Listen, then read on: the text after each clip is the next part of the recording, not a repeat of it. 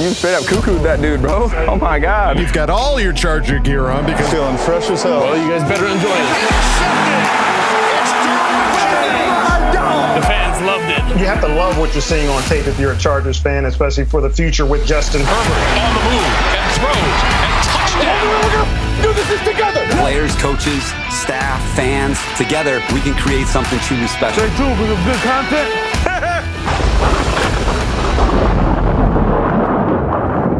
Well, hello there. Welcome back to the Charger Chat. I'm your co-host, Will Dog, sitting with my buddy, Kev Huggin Duggan. Okay, so the tables have turned.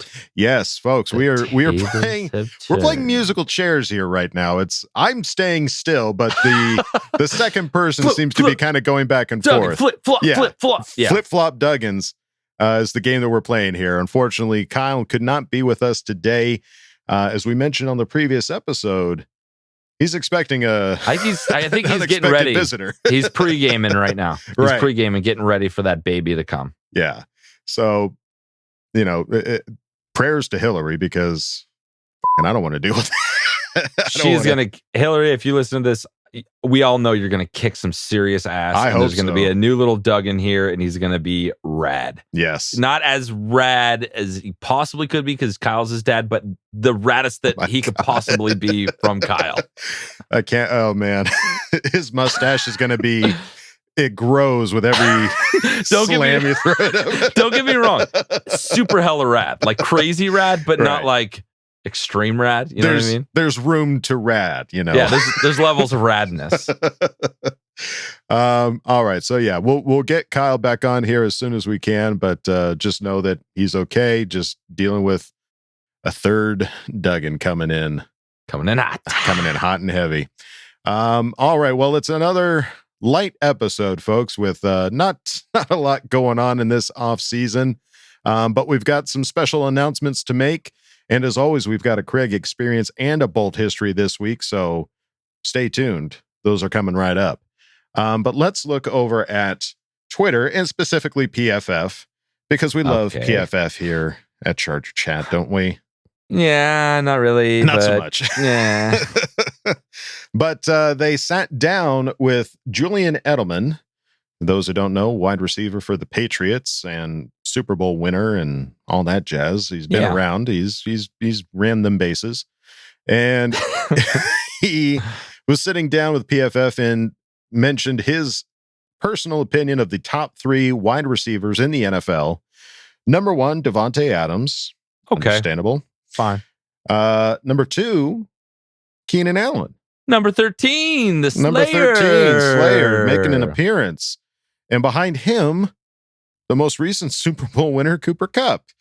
So put Slayer up at number 2 on PFF and really just kind of praised his route running and his athleticism and everything about him because, game recognizes game. We all know that. Every time we get on Twitter, there's just a constant debate about is Keenan Allen, is he overrated? Is he underrated? Is he good? Is he top 50 or is he top 100? Right. Or is he top 3? Yeah. Like guys, Julian Edelman said. Edelman, this is what he did for a living. So if I'm going to go to the guy that did the thing that we're talking about for a living when it comes to rating these guys. So I think this is a done deal. This is set in stone. As far as I'm concerned, we can put this to bed. I'm tired of hearing all the bullshit. All the is he overrated? Is he underrated? Yeah, that's all I need. You got Edled. You got stamp of Edel approval. Yeah, you just got Edled. Yeah. Bam. But hopefully it's exciting. We'll see what he does this year. He's got another year with Justin. He just doesn't drop some of those balls last year. It's even better year for him. Mm-hmm. So, he has Justin Herbert. He has Justin Herbert. Devontae Adams, Derek Carr. Yeah. They're different quarterbacks, different kind of quarterback. Different guys slinging the ball with a different set of skills. Not the skills I would want with my quarterback, but yeah, I'll stick with mine. I'll keep stick mine. with Thank ours. you very much. Yeah, because that's the other thing too, is we talk about Justin Herbert getting, his second consecutive year in this offense. That's going to be the same thing for Keenan Allen, which I can only imagine is going to benefit his game as well. I don't know, would you attribute part of those drops to being a new offensive scheme? Having that be a part of it? He was asked about it, and he was just like, I just got to hit the jugs machine. Like it was kind of uncharacteristic. He's always been so good with that. So I don't know. Maybe he just wasn't able to. He's thinking too much. I don't know. I can't imagine it's going to be a consistent thing that he's going to do. So just don't drop balls. Just catch those perfect balls. Okay, guys? Just do that for us, please. Yeah. They're perfect. Don't drop them. Catch them. They're perfect. Keep them perfect. Mint on card. Yeah. And then looking over at the NFL, listed out the top 10 best-selling jerseys of 2022. Russell Wilson is number 1. That's easy because he's a brand new quarterback on the Bronco. Like, that's the easy jersey that there's gonna be. Like, everyone and their mom, like every Bronco fan bought that jersey. Right. Well, because they were just happy that they didn't have to put on a Drew Lock or a Teddy Bridgewater jersey. Yeah, they're like, oh shit, finally a decent quarterback. Finally, Jesus. Oh, fuck. Let's ride. Let's ride. Let's ride. Number 2 is Josh Allen. 3, Devontae Adams. Makes sense. He's new to their team. Same with Kenny Pickett at number 4. Tom Brady, because he still lingers like a ghost. Number 5, Mac Jones. Number 6, Cooper Kupp. Number 7, and number 8, Justin Herbert. Yeah, belt. 1 ahead of Patrick Mahomes, 2 ahead of Joe Burrow. I think there might be some Charger fans out there, guys, or maybe some new excitement and some new Charger fans buying some new jerseys. Just a thought. Just a thought. Just a stupid thought. There's going to be a lot of 10s in that jersey this coming season. There's going to be a lot of number 10s. Absolutely. Well, and understandably so. I mean, I think we saw more after the first year just because he was breaking rookie records, but even in his second year, he continues to break records. Yeah. So I think, it's going to be a sea of 10s. They got to come up with some kind of a 10 chant at the stadium or something to just to embarrass Justin a little bit, make him blush a little bit more. Why don't you just do a call and response? Perfect. 10. Perfect. 10. Perfect. 10. 10. Perfect. 10. That makes sense. Like, that works. We're rating his hotness and how good he is at football. Yeah. Can't wait. Just a thought. Just a thought. All right. Well, let's look over to friends of the podcast, Rivers Lake Yacht Club. Love what they're doing over there. Our friends over at riverslake.org are working on something special for the upcoming season and want to see if anyone is interested in coming on board to help. Aye. So what are the goals? They are looking to outreach to the neighborhoods around SoFi Stadium, making Inglewood Bolt Country. That's pretty bold. That's pretty crazy that they're looking to make Inglewood Bolt Country. I love it. That's crazy. There are 3 main routes through Inglewood to SoFi Stadium. We want as many Charger flags, etc., on those routes when the season starts. I like it. Opposing fans and even teams should notice. So basically, just kind of, which I think is crazy. I mean, I was talking to Kevin about this prior. It's like, okay, wait a minute. So you can't deny that we share a stadium with the LA Rams. Okay.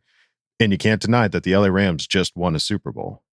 And we're looking to say, this is our. I have so much respect for this. I love this idea of like just taking it over, just a hostile takeover of the area. That's what it feels like. It's like, I love it. It's very aggressive, which I love it so much.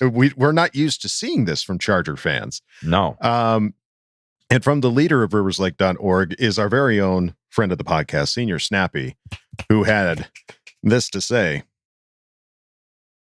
As Charger fans, we often say respect will come with winning. However, equally as important is what our community of Charger fans does for that respect. The wins will take care of themselves, but what more can we do to transform how we're looked at and thought of as fans? Taking control of the destiny of what the fans are perceived, because for too long have we lived as Chargers don't have fans. Any fans. Yeah, exactly. So I think this is lighting a fire to let the world know, hey, Chargers got fans, and wait till you see. And we'll pick it. How We'll much. pick this whole driveway up to SoFi. We are here this for whole damn city. It's going down. So Rivers Lake Yacht Club looks to organize a group of influential minds willing to do what it takes to truly cement Southern California as more than our home, but our fortress. Ooh. Rivers Lake Yacht Club is not a booster club. It is a rallying name under which Charger fans from various groups can participate in boots on the ground community outreach and become the building blocks for our fortress. We call upon the brightest and boldest Charger fans to join us virtually via Zoom and learn how they can get involved this Saturday, July 2nd at noon Pacific Standard Time. Meeting links will go out in advance to all riverslake.org members. You can also register at riverslake.org for more information. So if you're interested in being a part of this, go to riverslake.org.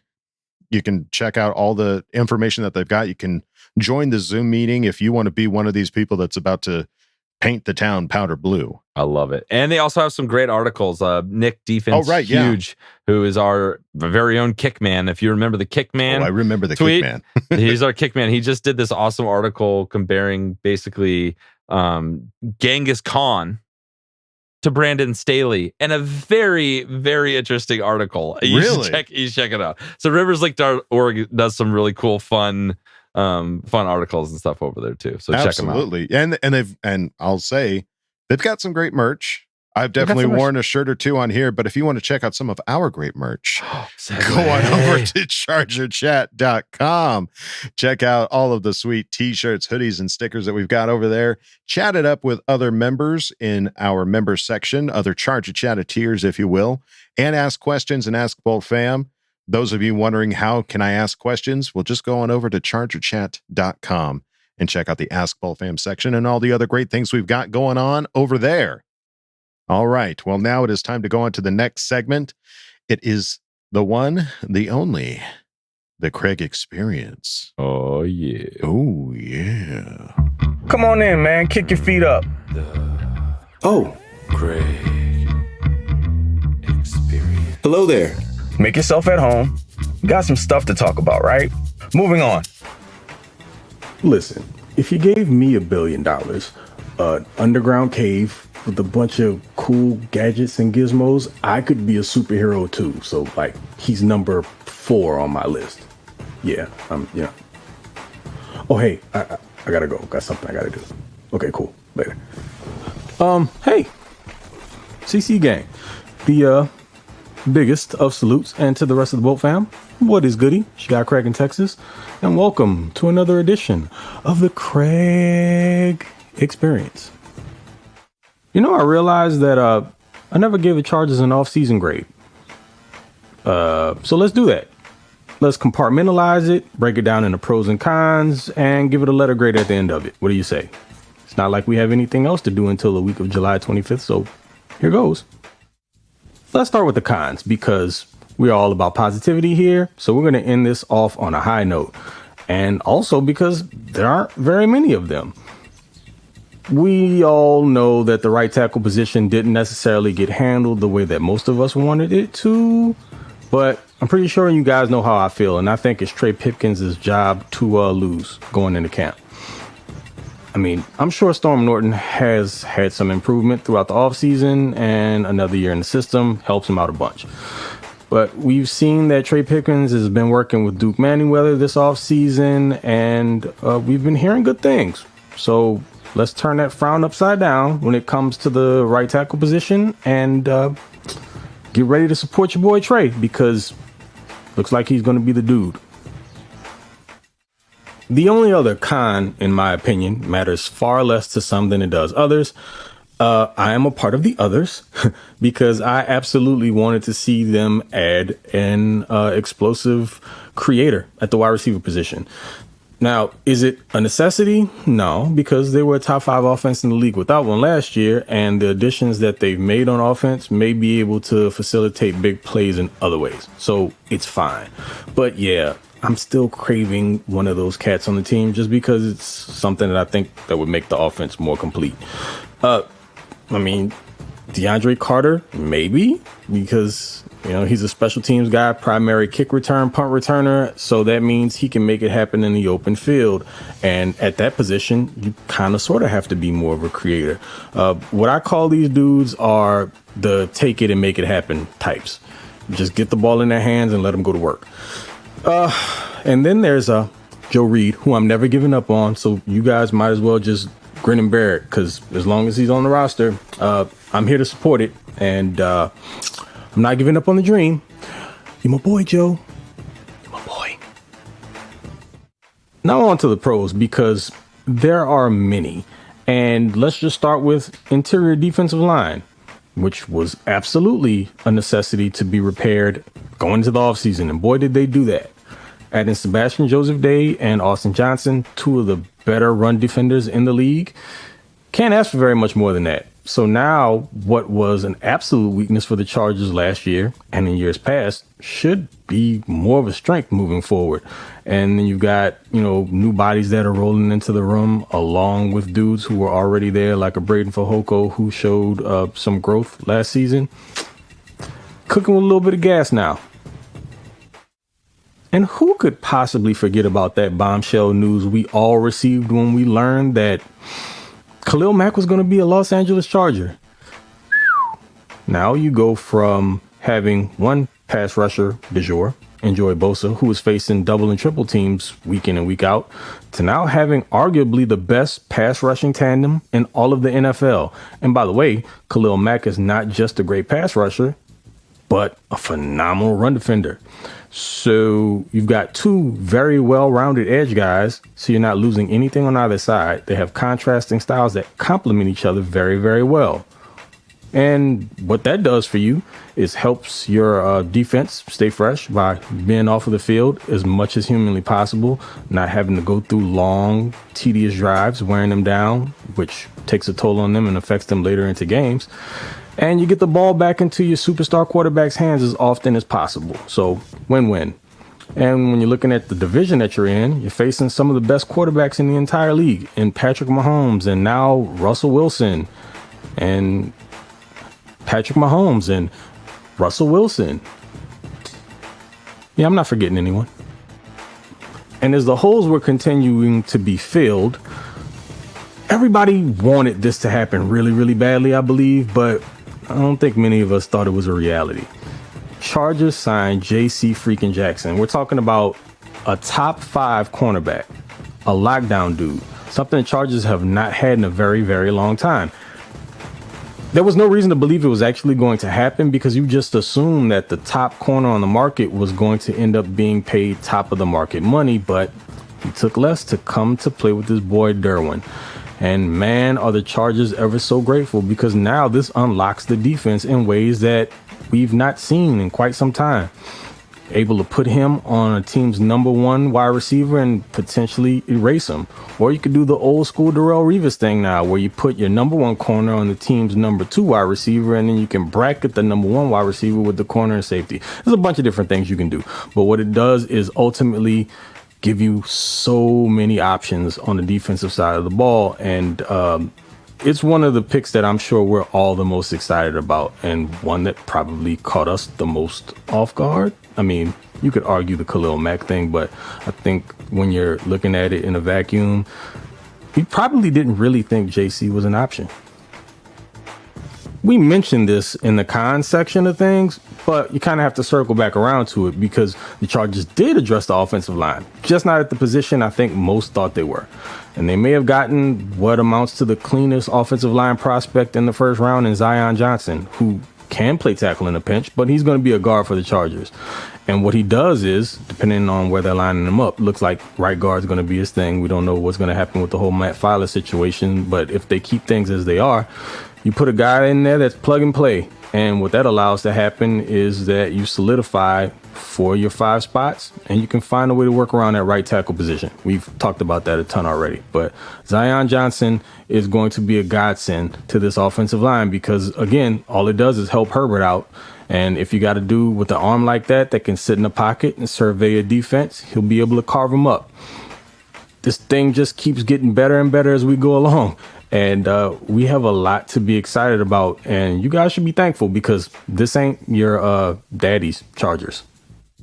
As a former skills guy in football, this is another one of those moves that really got me excited. I really, really liked Isaiah Spiller. And for the Chargers to have been able to get him in the 4th round was pretty freaking crazy, in my opinion. But that's something that they've been lacking as well. A complimentary back for Austin Eckler, because we know what that dude is and what his specialty is. And yeah, though he's built like a brick house, he's not a 25 to 30 carry guy. It's not how he's built. And what Spiller allows for the offense to do at this point is maneuver Eckler around a bunch more. If you want to get him outside at wide receiver in the slot, you want him running jet sweeps. There's a lot that you can do with him. And being that the Chargers kind of derived the base of their offensive playbook from the Saints playbook, Joe Lombardi, they want to use Eckler a lot more like Alvin Kamara's used out there. And this will allow for that. And again, it keeps Eckler fresh throughout the season. The dude's only been begging for someone to step up and be a contributor behind him. Someone who can come in and force snaps for themselves. He's looking for someone who did what he did. Came into town, proved themselves, and took someone's spot. Now, I'm not saying Spiller's ever going to take Eckler's spot, not, for some time. But I do think Spiller's going to be more of a 1B to Eckler's 1A, as opposed to him being looked at as RB2 as the season goes on. Initially, it'll probably start off with more Eckler, but as they gain more trust in Spiller and he shows what he can do, he'll be out on the field a whole bunch more. And you'll see the offense using both of them in multiple ways. And Spiller can also catch the ball out of the backfield. So you're not losing a bunch if you do have to take Eckler off. So once again, this offense should be humming. There's no excuses. Who doesn't like a little bit of lanyard? I mean, I know I love it. Fries, chicken tendies, popcorn. Do I need to go to the movies? After the draft, the Chargers decided that there were some spots that they needed to get shored up. And boy, did they ever do it. We're talking Kyle Van Dam, Mr. Bloodsport himself. You may know him as Kyle Van Noy. And Bryce Callahan. And let's start with Kyle Van Noy. Mr. Do everything in the front from an edge and off-ball linebacker perspective, that is. And it couldn't have worked out better for the Chargers. They needed an edge 3 dude, and they found arguably what was the best option on the market because of the versatility. There are questions at linebacker as well, and he fits the bill for an edge 3, and he's probably, arguably, the best option at off-ball inside linebacker right now. I doubt he'll start there, but, he was the number 1 dude in camp, so that has to mean something. And then moving on to Bryce Callahan, which now, we're talking like buku reinforcements. He comes in as another cornerback, a slot dude, not just any slot dude, one of the best at his position in the entire league. And they just keep building this thing. Look, I'm telling you guys, appreciate it, because many of us have not seen a Chargers offseason the likes of this. I'm a fan of 20 plus years. And for all of the very good teams the Chargers have had, even from a free agency standpoint, I've not seen anything quite like this. A lot of this stuff was built up through the draft and retaining players for a while. We know how that went during the Marty era and, AJ Smith, and, let's not get into that. But now you've got a new sheriff in town with Coach Brandon Staley, and his imprint is all over this thing. So 2022 is feeling like a special season from this point and beyond. And I think we're in for a really, really fantastic ride, folks. If you've been in on the ground floor from this thing and dealt with all of the trials and tribulations of being a Chargers fan, now is going to be your time to relish in the feeling of what it is to be a winner. It's coming. It's something that I genuinely believe in, and we need to get amped up about it. So if you're not and you have your doubts, and look at who's telling you this. You remember this dude? That's who I've been for like the last 5 to 6 seasons as a Chargers fan.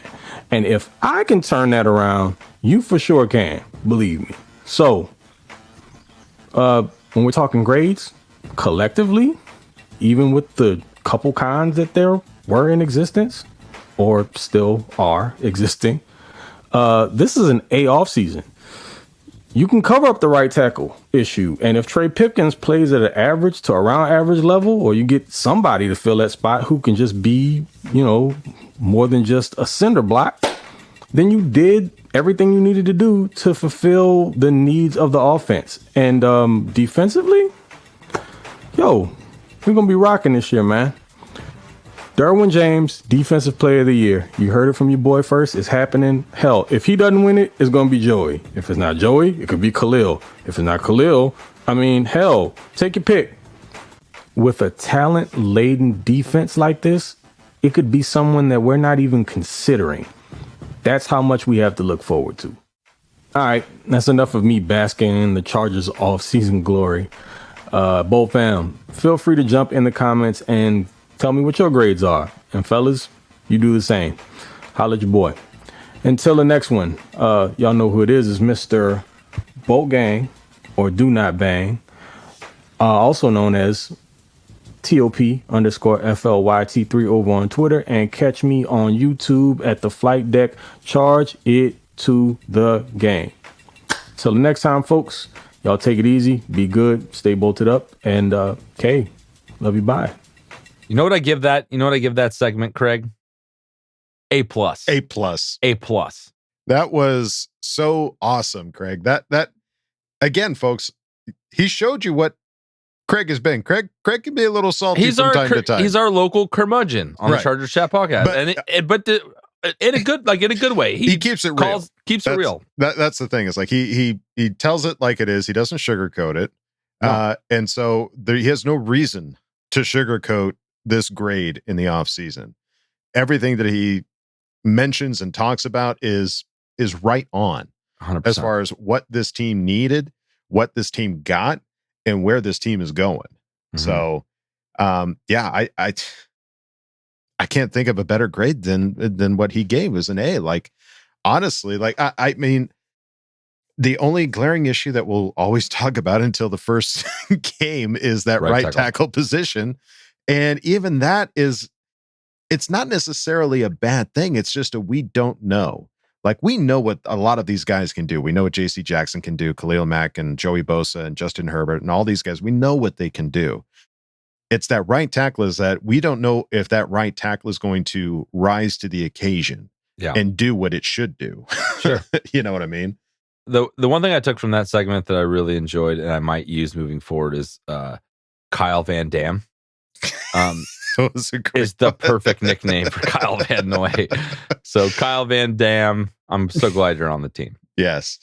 Yeah. Those of you that are just listening, I would highly recommend checking out the YouTube version because Craig has gotten GIF happy and has dropped in a lot of videos, and it really makes it a fun watch. So for sure, if you are just listening, I'd highly recommend at least checking out the Craig experience over on YouTube. Thank you, Craig, for taking a look at it and breaking it down in a way that we can all understand and digest. I'm excited for this defense. Like he said, there's so many different combinations. Who knows what they're going to bring out there? It's going to be freaking scary. Week 1, man. We're going to be at that Raider game. It's coming, dude. Our new defense. And I just can't wait. The anticipation's so high. It's like pop them in the mouth. Right in the fucking throat. Right in the stomp you on the throat.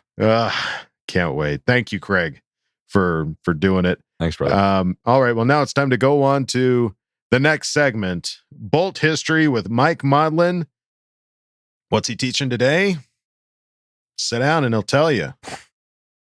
Quiet in the class. Gum, give it. Give it.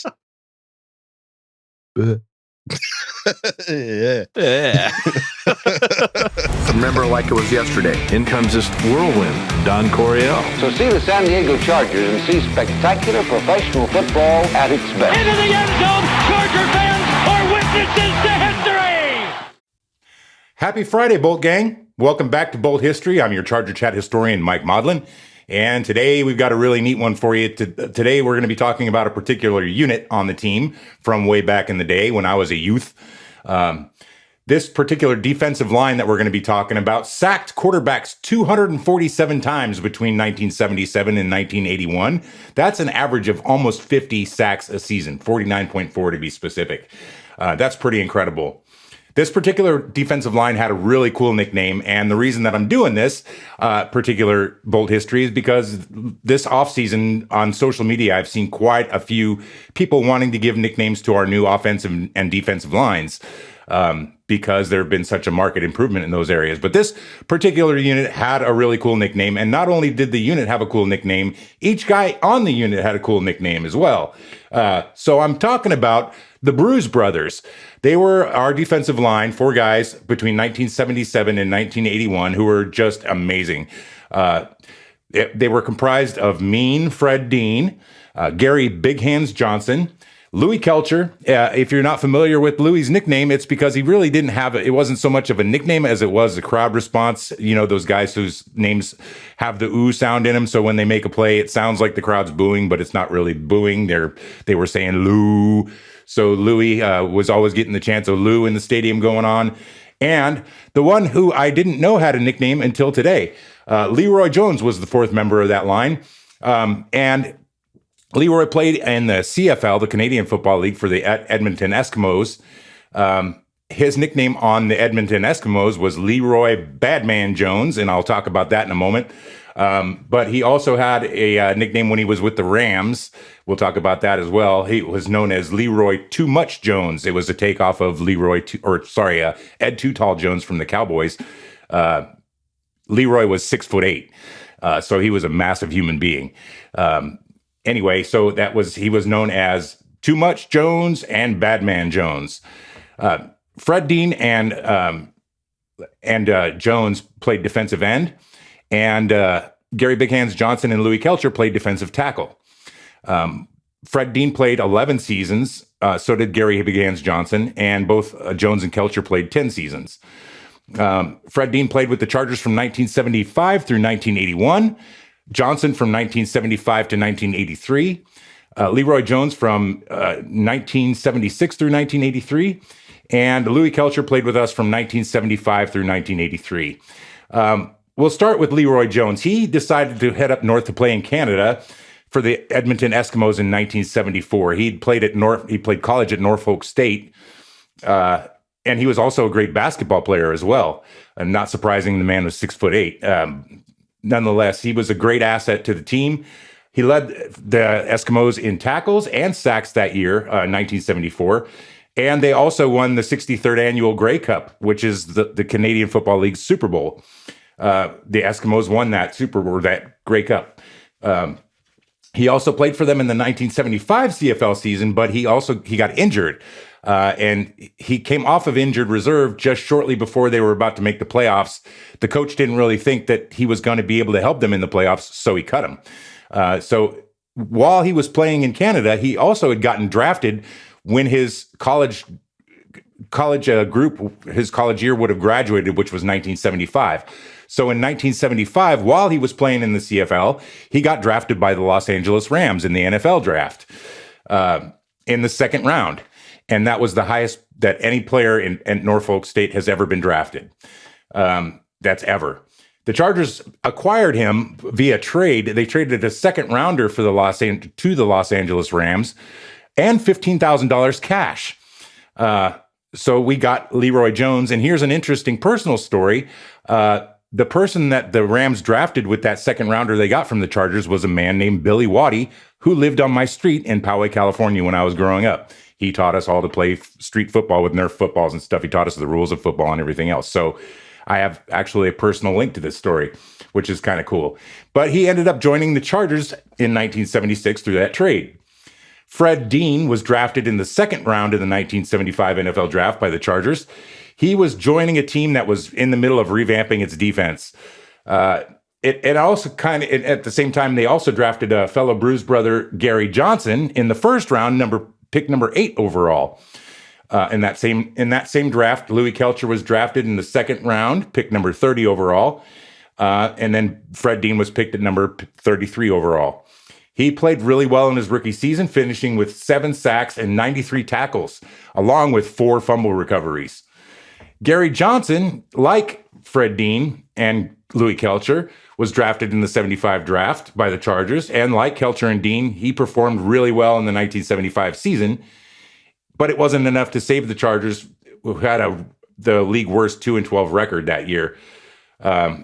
Since then, they were beat out by the 2000 Chargers, who went 1-15. So they were saved by the 2000 Chargers for not being the worst ever. But Kelcher was drafted in the second round, as we said, just ahead of Dean and after Johnson. And he played really well in his rookie season as well. The NFL rewarded him by placing him on the all-rookie team. In 2009, ESPN ranked the Chargers' 1975 draft class as the team's best draft ever, and it is widely considered as one of the best drafts for any franchise in history. That goes to show you how revered these guys were or are still. In 1976, the guys joined the Chargers on the defensive line after Jones was acquired from Edmonton/LA Rams. And Dean and Johnson were the main pass rushers, while Jones and Kelcher were the main run stoppers.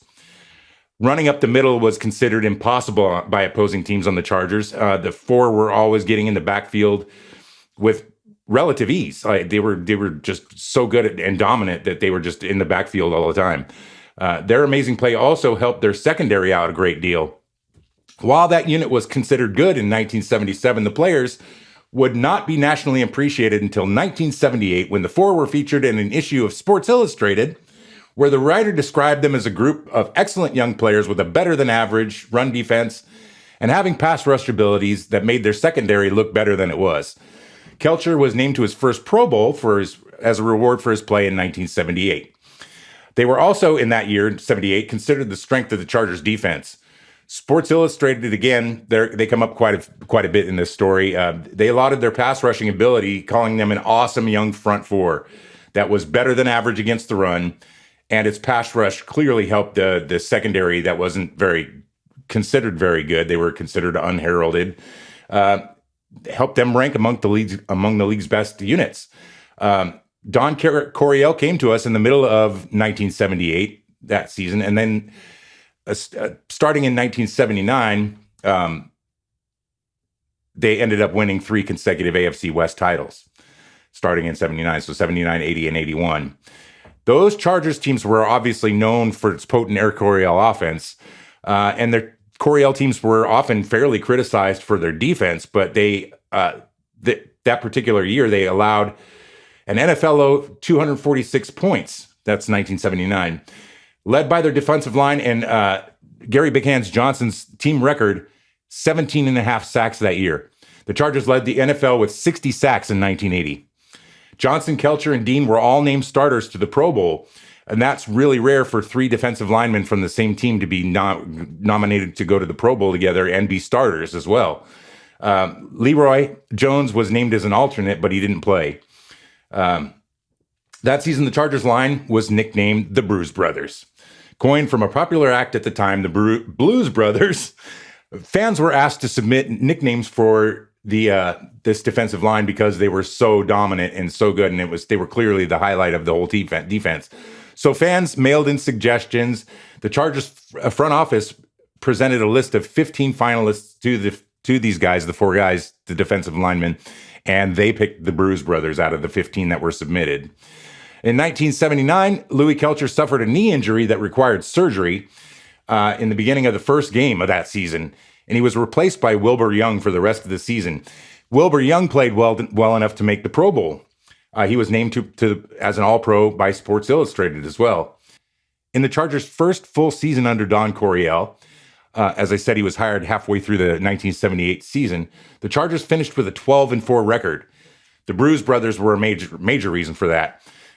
While the Chargers' offense was prolific and more remembered, the defense led by those front 4, except for Kelcher, obviously, who was replaced by Wilbur Young, they helped close out many of those games, allowing only 246 total points the entire season to teams. The season would end in heartbreak against the Houston Oilers, where despite Houston missing Earl Campbell and Dan Pastorini, their quarterback, the Chargers lost 13-17. Dan Fouts was considered the main reason for that, and that's a heartbreaker because he threw 5 interceptions in that game.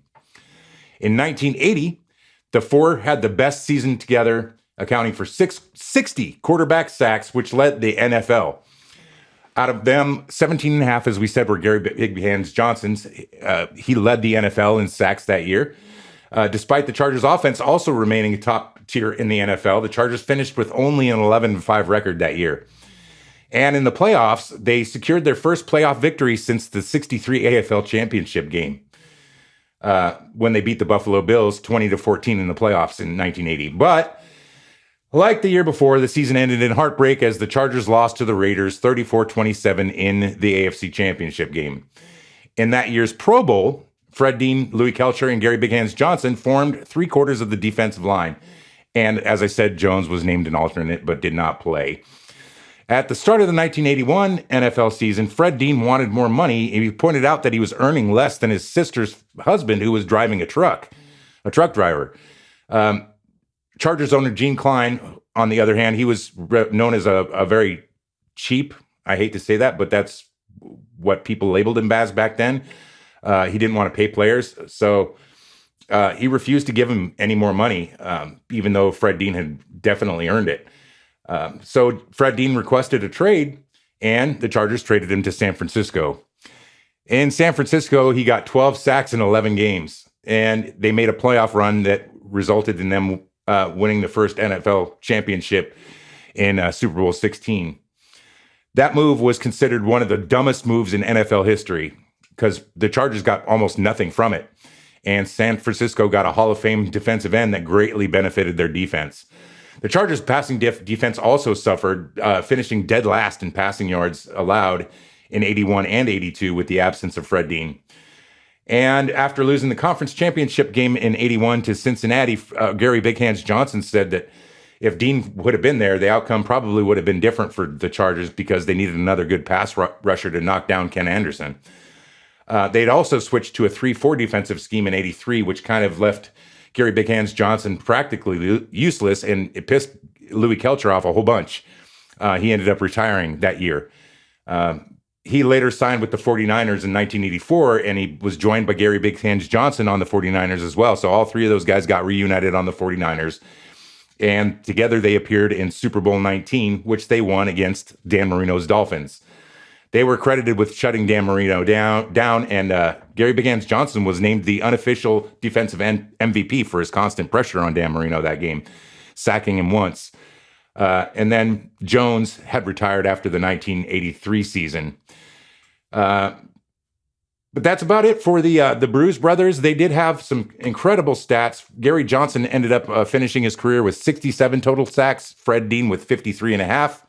Leroy Jones with 43.5, and surprisingly, Louis Kelcher ended the list with 39, the lowest on the list. So I hope you've really enjoyed this episode. Remember the Bruise Brothers when you look at our defensive line play this year. Hope you guys come up with a really creative nickname for them, and really enjoyed seeing all that banter on social media about this. Hopefully these guys play well enough, our new guys, to earn a nickname. In any case, I will see you next time on Bolt History. Remember, stay bolted. K, love you, bye. Well, damn, Mike, way to dive deep into the freaking Bruise Brothers. I didn't know that. This is the first one that I fully learned something completely from scratch in Bolt History. So thanks, Mike. That was awesome. Absolutely, yeah. No, those are all obviously huge contributors to the team, and it's unfortunate that it ended on a sour note of all of them going to another team. I think it's interesting that you've got the one player that said, we would have been better if we would have had this guy. Yeah. And if you look at it in a way that the Chargers are now, it's like, well, we got a couple of a guy. Yeah. And we got quite a few guys for this defensive line. So I think, looking at it in a reverse look, it's just that much more exciting about what to expect for the Chargers this season, where we get, Fajoko's calling them the blockbusters. I don't know how well that'll stick. That works for now, I think. I think that's the practice season name.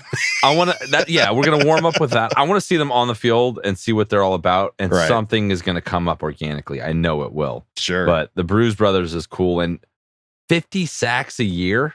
That's insane. Yeah. What? That's a lot. That is a crazy average. So, hey, if we can get anywhere close to the Bruise Brothers, I'll take that all day long.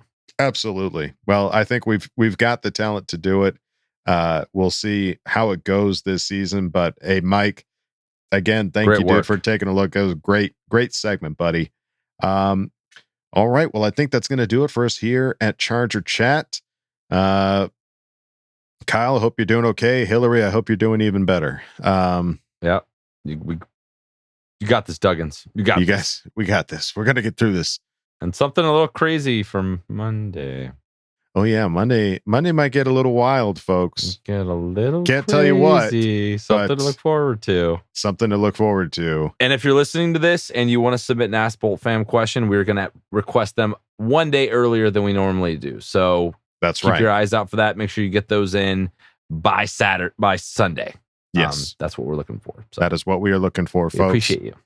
All right. Well, that's going to do it for us here at Charger Chat. Don't forget to bolt up because we're ready for any squad, any place. Okay, love you. Bye. Okay, love you. Bye.